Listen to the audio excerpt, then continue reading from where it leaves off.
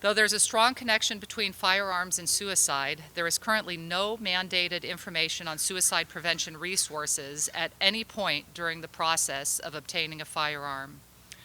James Espinoza, who is here today, will speak in a few minutes, made me aware of that fact last year. It was shocking to me, and it resulted in the introduction of Assembly Bill 645, which is currently sitting on the governor's desk awaiting his signature. This bill requires the posting of the National Suicide Prevention Lifeline number on existing labels on gun packaging and on the firearm safety certification exam, and finally on new signs in gun shops throughout the state. AB 645 is a common sense measure to ensure that individuals in crisis have immediate access to a life-saving resource, and I urge the governor to sign this bill to save lives in the state of California.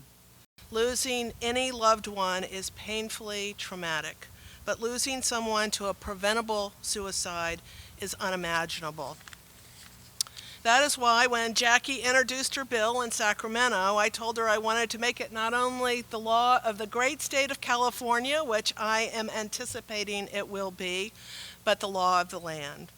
Which is why on World Suicide Prevention Day last week, I introduced the Gun Suicide Prevention Act, a federal companion to the bill Jackie introduced in the state legislature earlier this year. This bill is so smart because it is so simple.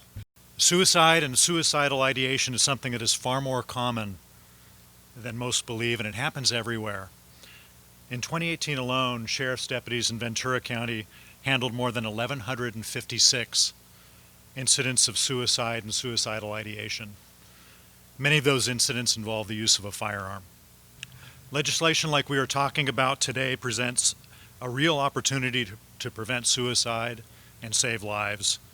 And for that reason, I have no reservation in offering my full support of Assemblymember Irwin and Congresswoman Brownley's efforts in this regard.